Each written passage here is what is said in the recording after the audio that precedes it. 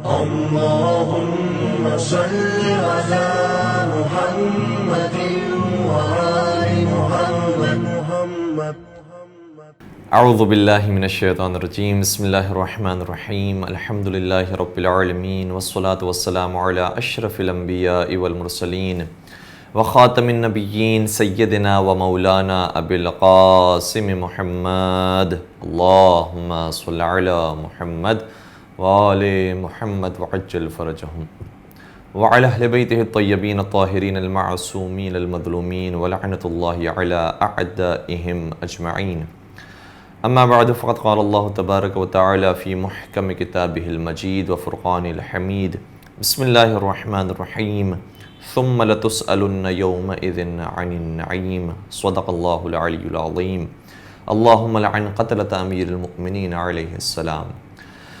ناظرین کرامی، مولا متقیان، یہ وہ ہستی ہیں کہ جن کے بارے میں خود نبی اکرم حضرت محمد مصطفیٰ صلی اللہ علیہ وسلم نے شاہ فرمایا تھا کہ لا یا علی لا یحبک الا مؤمن ولا یبغضک الا منافق. اے علی، مومن کے علاوہ کوئی تجھ سے محبت نہیں کر سکتا اور منافق کے علاوہ کوئی تجھ سے دشمنی نہیں رکھ سکتا. اور خود اس حدیث میں ہمیں یہ معیار پتہ چلا کہ جو مومن ہوتا ہے وہ پہلے محب امیر المومنین ہوتا ہے، اور جو منافق ہوتا ہے وہ پہلے مبغض امیر المومنین ہوتا ہے. اور حضرت امیر کائنات تو وہ ہیں کہ جو کل ایمان ہیں، امیر المؤمنین ہیں. اور پھر بعض اوقات لوگ یہ سوال کرتے ہیں کہ ہم کیوں مولا متقیان کی محبت پر اتنا انفسائز کرتے ہیں، کیوں ان کی مودت کے بارے میں اتنا ذکر کرتے ہیں؟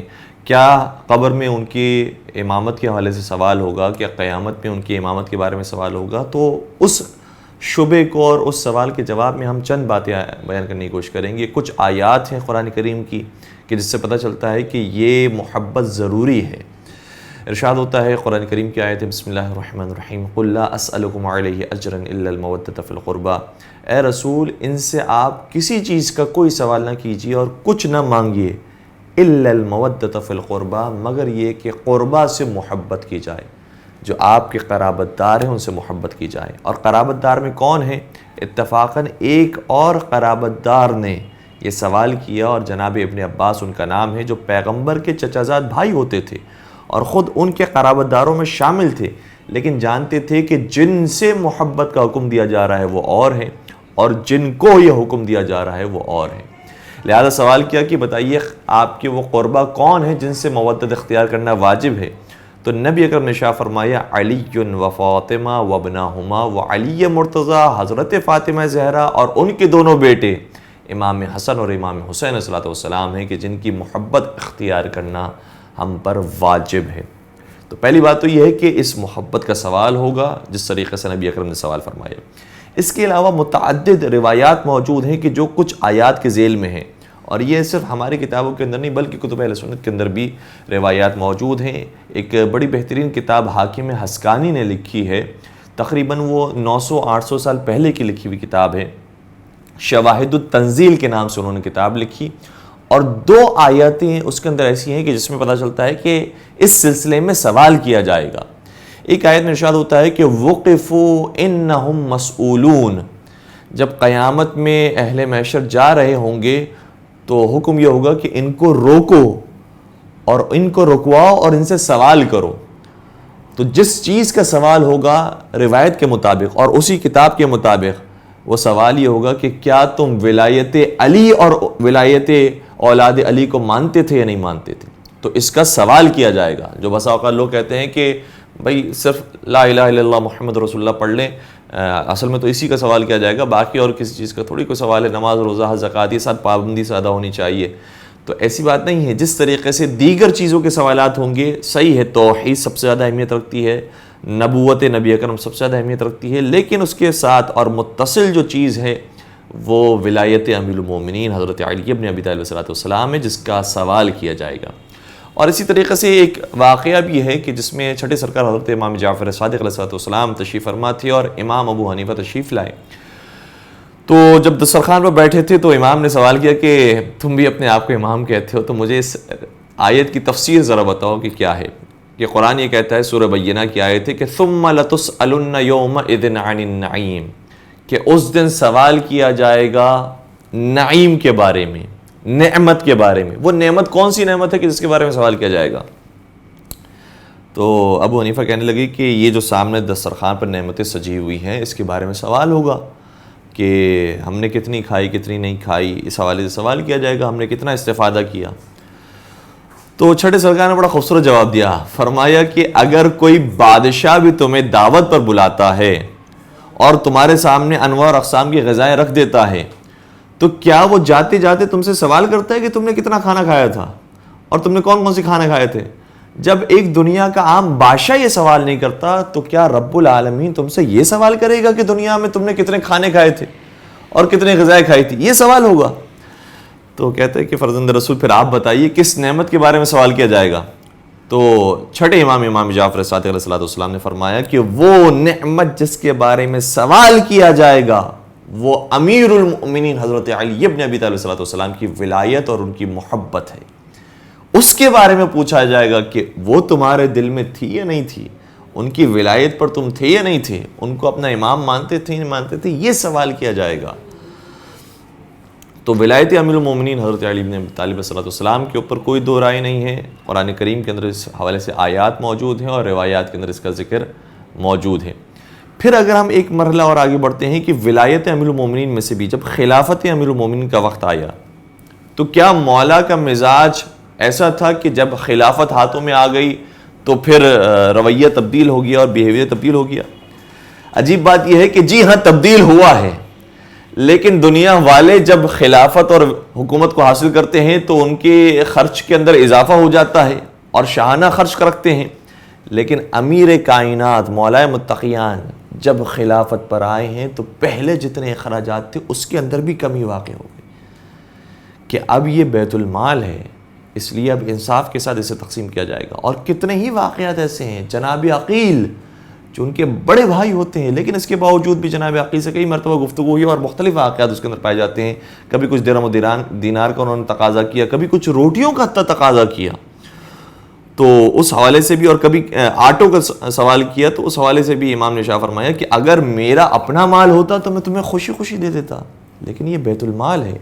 اور باقاعدہ نہج البلاغہ کے اندر یہ جملے موجود ہیں کہ لو کان المال لی لسویت بینہم فکیف وانما المال مال اللہ. اگر میرا اپنا مال بھی ہوتا تب بھی میں یہ چاہتا کہ عدل و انصاف سے تقسیم کروں، لیکن یہ میرا مال بھی نہیں ہے، یہ تو اللہ کا مال ہے، تو میں کیسے اس کے اندر تجاوز کر سکتا ہوں اور کسی کے ساتھ ناانصافی کر سکتا ہوں. اس لیے مولا متقیہ نے پہلے دن سے اپنا یہ اصول بنایا تھا کہ عدل اور انصاف کے مطابق حکم فرمائیں گے، اور وہی طریقہ ہوگا کہ جو نبی اکرم کا طریقہ تھا. اس لیے طلحہ و زبیر بھی کئی مرتبہ آئے. جب وہ آئے تو ان کو 30 درہم دیے گئے. وہ ہنسنے لگے اور کہنے لگے کہ یا امیر المومنین کیا ہمیں 30 درہم دیں گے؟ ہم اتنے پرانے مسلمان ہیں، ہم نے تو جنگوں میں حصہ لیا ہے، ہمیں 30 درہم ملیں گے؟ تو مولا کائنات نے فرمایا کہ جو قانون کے حساب سے تمہارے اتنے ہی بنتے ہیں، لہٰذا میری مجبوری ہے کہ میں اس سے زیادہ نہیں دے سکتا.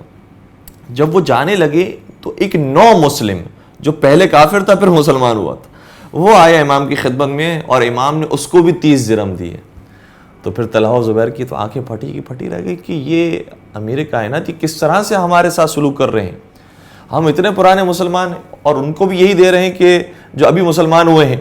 اس وقت میرے مولا نے یہ جملہ بھی شاہ فرمایا تھا کہ یہ بتاؤ کہ کیا تمہاری ماں اور اس کی ماں میں فرق ہے، اور تمہارے باپ اور اس کے باپ میں فرق ہے، اور تمہارے خدا میں اور اس کے خدا میں فرق ہے؟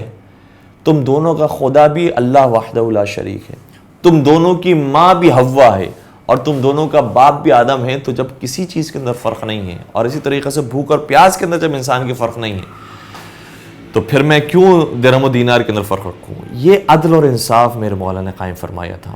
اور ایک طرف سے اشراف کے مقابلے میں عدل اور انصاف ہمیں نظر آتا ہے. اشعث بن قیس کے کتنے واقعات ملتے ہیں جو نہج البلاغہ کے اندر بھی موجود ہیں. جب اس نے حلوہ پیش کیا تو امام نے فرمایا جو حلوہ جو بظاہر بڑا لذیذ نظر آ رہا ہے اس کے اندر کتنی بدبو موجود ہے، کتنا تعفن اس کے اندر سے اٹھ رہا ہے، کیونکہ اس کے اندر حرام پایا جاتا ہے، اور تو اس لیے لے کر آیا ہے کیونکہ کل مجھے تیرے بارے میں فیصلہ سنانا ہے. وہ کہنے لگا کہ نہیں، میں تو آپ کی خدمت میں تحفہ لے کر آیا ہوں. کہا تجھے نہیں معلوم میں علی ہوں، کوئی بچہ ہوگا وہ تیری بات سمجھ جائے گا کہ تو تحفہ لے کر آیا، لیکن میں علی مرتضیٰ ہوں، میں جانتا ہوں کہ یہ حلوہ کیوں آیا ہے. اس لیے یہاں سے لے کر جا، چونکہ اس کے اندر سے بدبو آ رہی ہے۔ تو ایک طرف سے میرے مولا نے اس قدر سختی سے کام لیا اور قانون پر اس سختی سے عمل ہوا۔ دوسری طرف سے اگر ہم دیکھیں تو جو واقعاً حقدار تھے، مستحقین تھے، یتیم بیوہ تھے، ان کی کثرت کے ساتھ مدد فرمائی ہے اور ایسی محبت فرمائی ہے کہ جیسے ان کے ماں باپ بھی ویسی محبت نہیں کرتے تھے۔ ایک چھوٹی سی روایت کا ذکر کروں گا اور پھر آپ کی زحمت کو تمام کروں گا۔ راوی کہتا ہے کہ میں مکے کے سفر پر تھا اور خانہ کعبہ کے قریب میں نے ایک بچی کو یہ کہتے ہوئے سنا ہے، اپنی ہم عمر بچی سے، 5 برس کی تقریباً وہ بچی تھی، وہ کہہ رہی تھی کہ وہ تو وصی رسول ہیں، نام نہیں لیا، کہا وہ تو وصی رسول ہیں، وہ تو ہمسر بطول ہیں، اور وہ تو عدل اور انصاف میں سب سے بڑھ کر ہیں، وہ بڑے کریم، بڑے سخی ہیں۔ جب وہ فضائل بیان کری تو میں نے اس سے آگے بڑھ کے سوال کیا کہ تو کس کا ذکر کر رہی ہے؟ تو کہا کہ میں علی ابن ابی طالب کی بات کر رہی ہوں۔ کہا اچھا یہ بتاؤ کہ تم علی ابن ابی طالب سے اتنی محبت کیوں کرتی ہو؟ کہا اس لیے کیونکہ میرا باپ ان کی محبت میں صفین کے میدان میں مارا گیا۔ اور وہ کون تھا جو صفین میں مارا گیا؟ وہ جناب عمار یاسر تھے۔ تو روایت یہ کہتی ہے کہ جناب عمار یاسر کی بیٹی تھی تو یہ فضائل پڑھ رہی ہے، اللہ اکبر۔ اور کہا کہ جب میرے باپ کی شہادت ہو گئی تو پھر حضرت امیر المومنین ہمارے گھر میں آئے اور دیکھا کہ ہمارے گھر کے اندر مفلسی پائی جاتی ہے، تو ہمارے ساتھ بیٹھ کر انہوں نے کھانا تناول کیا اور ہمارے ساتھ بیٹھ کر انہوں نے پیار و محبت سے باتیں کی اور پھر ہماری مدد کی۔ اور چونکہ میری آنکھ تھوڑی سی کمزور تھی اور اسی طریقے سے میرے بھائی کی آنکھیں بھی کمزور تھی، تو ہم دونوں کی آنکھوں پر اپنا لعاب دہن لگایا، جس کے بعد ہماری آنکھیں اتنی تیز ہو گئی کہ ایک فرسخ کے فاصلے پر بھی کوئی چیز گزر رہی ہوتی تھی تو ہمیں وہ بھی نظر آ جاتی تھی۔ پھر اس راوی نے سوال کیا کہ اچھا علی مرتضیٰ تو اب چلے گئے، جنگ صفین کے کچھ عرصے کے بعد ہی مولا متقیان کی شہادت ہو گئی، کہ وہ تو چلے گئے، کہ وہ تو چلے گئے لیکن ان کے کریم بیٹے حضرت امام حسن مجتبیٰ علیہ السلام موجود ہیں، اور وہ آج بھی ہم سے ویسی محبت کرتے ہیں کہ جیسے ہمارے باپ ہم سے محبت کیا کرتے تھے، اور ہمارے لیے اپنا دسترخوان ان کا کھلا رہتا ہے اور ہم جب چاہیں ان کے یہاں سے آ کر کھا سکتے ہیں۔ یہ کردار حضرت امیر کائنات کا یتیموں کے ساتھ تھا۔ اور اسی طرح سے روایت ملتی ہے کہ جب بیت المال میں کبھی شہد آتا تھا تو نہ صرف یہ کہ یتیم بچوں کو بلایا جاتا تھا، بلکہ مولا علی خود اس شہد کو اپنے ہاتھوں سے اٹھاتے اور یتیم بچوں کے منہ میں اتارتے تھے اور کہتے تھے کہ یہ تمہارا حق ہے، یہ لے کر جاؤ۔ حضرت امیر کائنات سے کے وسیلے سے ہم دعا کرتے ہیں کہ انشاءاللہ پروردگار ہم سب کو مولا متقیان کی محبت اور ان کی سیرت پر عمل پیرا ہونے کی توفیق عطا فرمائے اور ان کی محبت کے ساتھ جینا اور مرنا نصیب فرمائے، اور موت کے وقت اور قبر کی پہلی رات حضرت امیر کائنات کی زیارت ہم سب کو نصیب فرمائے۔ وآخر دعوانا ان الحمد للہ رب العالمین۔ اللهم صل على محمد وآل محمد